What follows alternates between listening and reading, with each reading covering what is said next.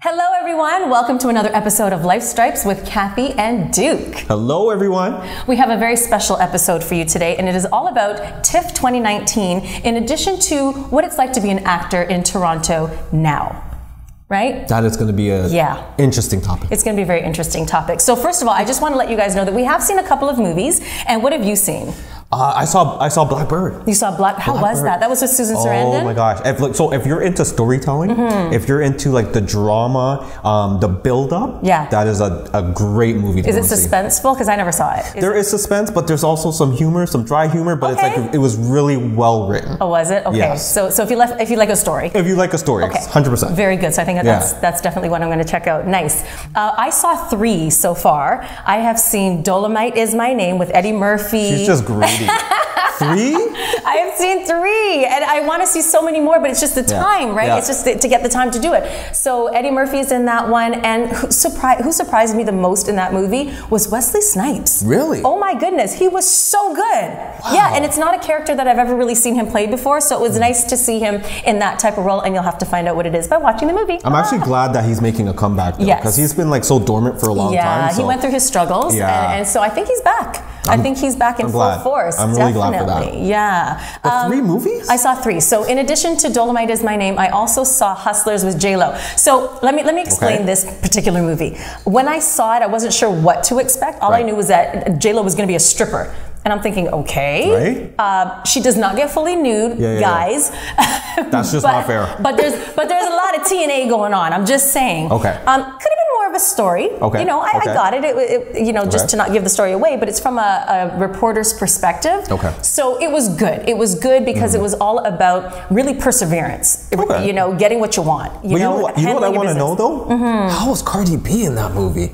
Cardi B was not there a lot in the movie. Yeah. Because they built it up to be like Cardi B, and I was like, okay, I'm going to go watch this. I think they built it up because Cardi B was a stripper. Right? So makes sense. Yeah, but she wasn't a focal point in the movie, to be very honest with you. She wasn't at all. I was kind of disappointed with that. Because I wanted to see what she was going to do and what she was going to bring to it. Yeah, but no. So nonetheless, J-Lo was fabulous, okay? And her body, oh my God, at her age, please make sure I'm blessed with that. She is 50. Jesus. Yeah, and she looks phenomenal. It's fabulous. But anyways, but I have to say, out of the 3, my favorite was A Beautiful Day in the Neighborhood, which is the Fred Rogers story. Yes. Mr. Rogers. Yes. I remember watching that as a kid. I know. We all did. We all did. And what's it? Tom Hanks. Tom Hanks is Mr. Rogers. Okay. Must see that movie. I don't know about the rest that I haven't seen, but out of the 3 that I saw, must see that movie. I did hear that Ford versus Ferrari is actually a must see as well. Is that a good one too? Yeah, that's and with Joker.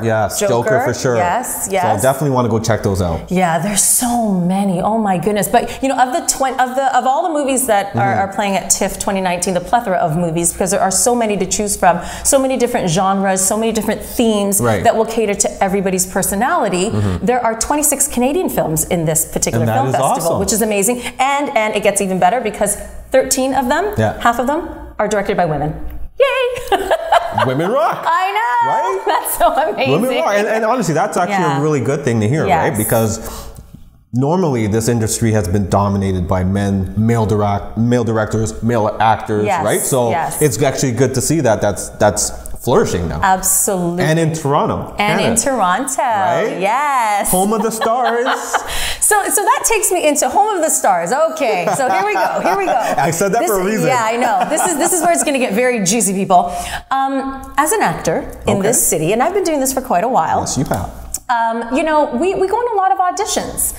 And in going on a lot of auditions, you're hopeful a lot of the time. Yes. But I think as an actor, you've also come to realize that you have to do auditions and then you have to let it go. Yes. Because you just don't know where it's going to land. Well, you really have to have thick skin in this industry. You have to have extremely thick skin in this industry. Right. You know, when you do book a role, it's great. And sometimes it's a recurring role. Sometimes you're a day player or whatever you get, whether it's one line or, you know, pages of lines. Right. The point is that you've done work and there are a lot of people that are vying for that same role. 100%. Yes, and so it's a very subjective business. So if you do land the role, you've accomplished something. And the thing, you know? and the thing to really tell people out there is, like, you may think you have a certain look, and then you get to the audition, And there's 100 people that looks like you, right? So you really have to put your best foot forward and really nail that line or nail that scene, right? That's right. So. And even if you nail it and you feel confident and you've nailed it and you don't get it, it doesn't mean that you haven't done a great job. It just means, unfortunately, in this subjective business, that the role wasn't right for you, or you didn't look like you could play that kid's mom, or that person's wife or husband, or whatever the case may be. But you just keep pushing at it if this is something you really want to do. And can I tell you, I mean, I used to act as well, and I remember going to an audition one time and I thought I nailed it. Yeah. I did a scene with a certain actress, I should say, was a female. We were, male-female role. And the first person I partnered with was really amazing, and we vibed. And then they called me back to do it with somebody else. And the other person, to me, wasn't as strong. Okay. And it kind of brought my acting down, and then I didn't get the role. So I was like, damn. Well, now, did you not get the role because of the other actor, or just because the energy you were giving off was like, well, this is not what I was expecting? I have to say it was a bit of both. Okay. Because of the lower energy. Yeah. It's like I didn't feel that vibe, and so my energy didn't come out as much because I was getting a different energy. And I think that's also something that we have to, as actors, always be very cognizant of,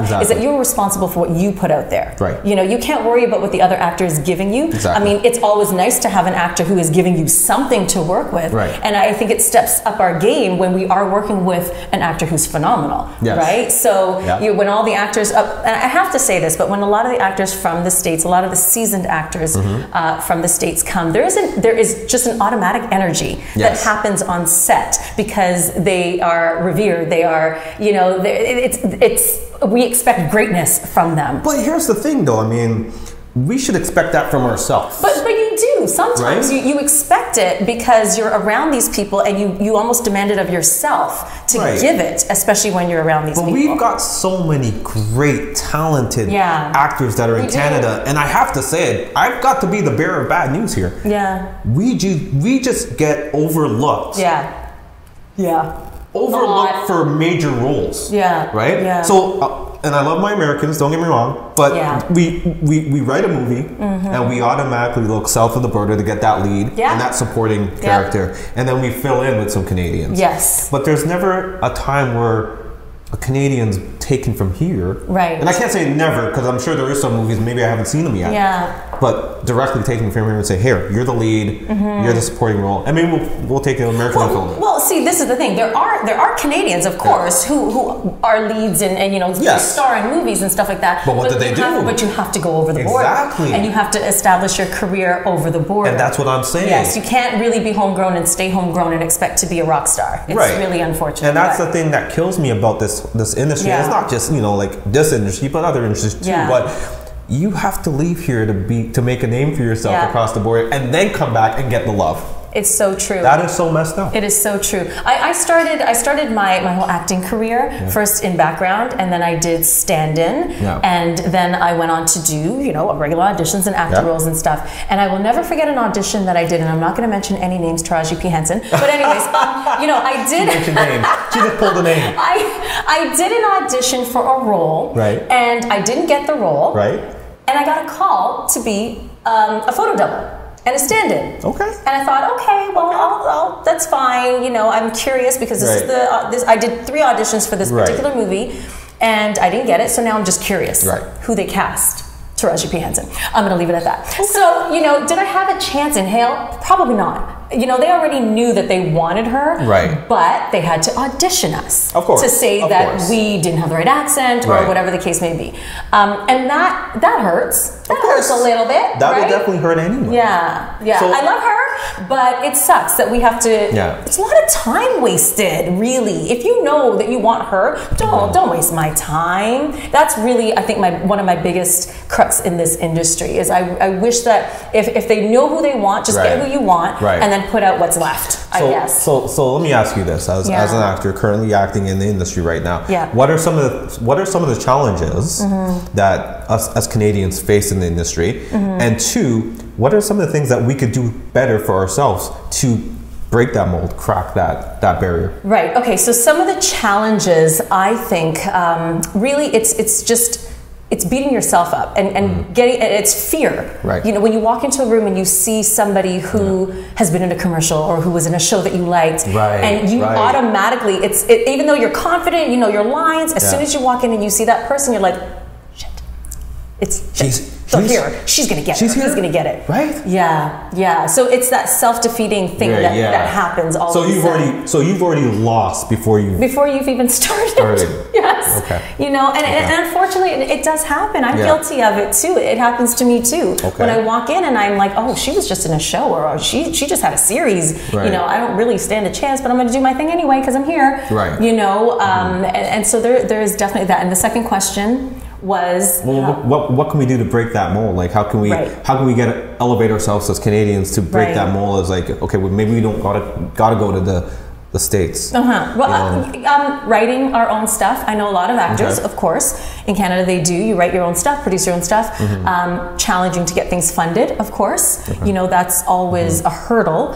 But if you can get your own pieces produced, you're winning. You're winning. So the moral is just shoot, right? Just keep shooting. Yeah. Keep writing. Keep shooting. And shoot. Yes, I'm neither. I'm not a behind the scenes type person. I'm not camera person or DP like you are, or editor. I'm none of those things. I am an actor. Right. And I haven't written anything, but I would love to be a part of anyone's pieces if they're anyone's films. Definitely. If you have me. And she's talented. I try. Yeah. So stay in your lane, expand, try new things. I'm doing the podcast with Duke because this is what I enjoy doing. I enjoy it too. Thank you. Yes, I know that whole reality TV thing as actors is kind of like, right. But I'm a talker. What can I say? So I enjoy this camaraderie between Duke and I, as opposed to writing my own movies and TV shows. So that's just my path. I like this too, and as you said, like I'm behind the scenes, and I want to get back in front of the camera as an actor as well. But I do a lot of writing and producing and directing as well. So it's fun for me. But I as a Canadian, I want to help other Canadians being able to break that mold and put your best foot forward, right? Because I think there's a lot of us that are really talented, but yet we haven't been seen. That's right. And in order for us to be seen, we have to create that platform for our homegrown talent. Yes. Right? And stop running across the board. I'm not saying you can't go over there. You should. Definitely. You want to break the mold over there too. Right. But start from here, and I find that it's hard to do it here. I don't know what it is. Is it the funding? Is it the fear? Is it just a lack of maybe Canadians not supporting each other? I don't know. But there just seems to be something that's holding us. Missing. Yeah. There's something missing. And I sometimes I think that it's the whole fact that we don't really have a star status here. Right. You know, in the States, they have big award shows. There's a lot of money spent. There's a lot of glitz. There's a lot of glam going on. There's a lot of paparazzi, you know. And so they've created this whole star system that maybe real and may not be real, but nonetheless, people have fallen for it. Yes. You know, I think Canadians are very conservative, and we're like, oh yeah, they were good. And we can see them and be like, oh, there she is, and keep on moving. Whereas in the States, they're like, you know. And you're right. I think we need to celebrate. We need to celebrate our Canadians who are stars. Who are stars? Yes. Like we do have an award show. We do. I mean, you got the ACTRA and other things, but they're not as, like you said, they're not as glamorous. It's something I don't know, but I just think everything just needs to be bigger. We need more. You know, we need more. Yes. Yeah. How do we get more? I'm not sure. So if you're listening and you want to create your own award show, please do so. Yes, we need more. Or if you're an investor and you have a lot of money and you think that this industry could use your money, then we need more. Then bring it. You know, bring it. We definitely need more. We need more of that exposure to say, here are the actors that are really good. Here are the screenwriters, the directors, the producers that are doing big things in the city. Who still live in Canada. Yes. Yeah. Yes, absolutely. Yeah, I agree. And another question that a lot of people ask me is, how do I get myself, my kids, how do I get into the business, right? I have been with my particular agent for many, many, many years, and she's fabulous. They're fabulous. And Mary and Megan. But wasn't that felt lucky when I had my agent. Like, go on. I love my agents. Yeah. And so that's the first thing. You have to get an agent. Okay. So when I got my agent many years ago, I actually had to audition for my agency. Okay. Yeah. Now you obviously need to have stuff on camera. Yes. I'm a union member, so you have to make sure that certain things are in place. That's fine to get an agent to take you on. The other big thing that I tell a lot of people is you have to be willing to sacrifice time. So sometimes I get a phone call the night before and I have 4 pages of dialogue that I have to learn. Yes. Right? It's not easy. It's not I have 2 kids, okay? Yeah. I have the podcast that I'm shooting. Yeah. I have other businesses that I'm running. Right. So then I have 4 pages of dialogue that my agent just called me about at 4 p.m. and my audition is at noon the next day. I remember those days. So it's not easy, and that's just for me. Yes. Yeah. Now if you want to get your kids into the business, you're at work.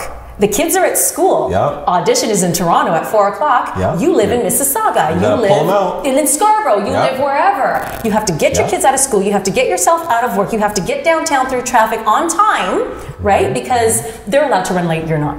Yes. You're not allowed to run late. This is true. We as actors must show up on time. It's just like being outside. Hurry up and wait. Hurry up and wait. Yes, exactly. That's right. Just get comfortable with this. Yeah, just wait. So it's as much as you may think that you're fabulous and your kids are so cute and they're so fabulous. You really do have to have the time and the patience and the energy to be in this business. But that's the thing. I mean, it's hard to have a full-time job and be in that business. Yes. So that's why you find a lot of actors, actresses that are pursuing, they'll do like bartending or something late at night that they can have the day for auditions, right? That's right. So it is a take and give type of business. It is. But one thing I know, you do have to go to acting school too, man. You got to polish up your chops. Yes. And I think a lot of people just feel that they can just jump into the business. And you can't. No. You need to practice what you're doing. It's just like anything else that you do in your life, your job, your sport, or your hobby. You practice, you practice, you practice, That's and you get better. And you get better, absolutely. Right? And you have people critiquing you. Exactly. The constructive criticism is amazing. The camaraderie, working with other actors. And some people do complain it's about the money because if I'm not working, how am I going to pay for these acting classes? Because when you're taking them back to back to back, it does get expensive. So what do you do? What do we hear about in the States? You have a bunch of actors living in a building, right? In their car. And they're all in their car, but they all get together and they read together. They learn scripts and they run lines together and they do you do what you have to do.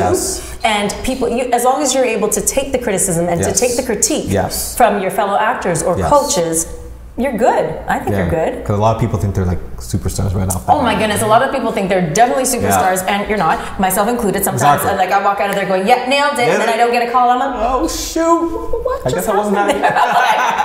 Wait a second. So we all go through it. We all go through the ebbs and flows of the industry. And in the acting industry, there's very few yeses. Very few. A lot of no's. A lot of rejection. Yes. Yeah. So if you can't handle rejection, this is not that the ain't industry for you. No. But definitely not. On the bright side, TIFF is here. TIFF is here. It's exciting. Yes. If you haven't been down here, please come down. Yes. It's one of those things that you'll experience so much, especially the premieres. I live for the premieres because it's the energy. It's the energy. The director's there, the producer, the actors, and they do their talks and right. So definitely, I love that too because there are a lot of perspectives that you didn't think about. You're sitting there, you're enjoying the movie, but how did they get there? I think please don't quote me on this, but the directors and producers all spoke after in the Fred Rogers movie, A Beautiful Day in the Neighborhood. Yes, A Beautiful Day in the Neighborhood. Yes. And they were talking. I think it took them about 7 years to make this movie. That's the same thing with like Blackbird. It took them a while. They were sitting on the script. And they just had to get the right director and the right pieces together. And I will tell you, if you haven't seen this movie, the acting was just impeccable. It was really good. And I'm used to watching fast-paced movies, guns, explosions, stuff like that, and I enjoyed this. I think I spoke about this movie to more people than I have about anything else. Oh really? Yes, okay, that's good. So Blackbird. Put that on the list, people. Yeah. Yeah, sure. no, that's amazing. But honestly, I think you have to have a lot of perseverance and a lot of patience to be in this industry.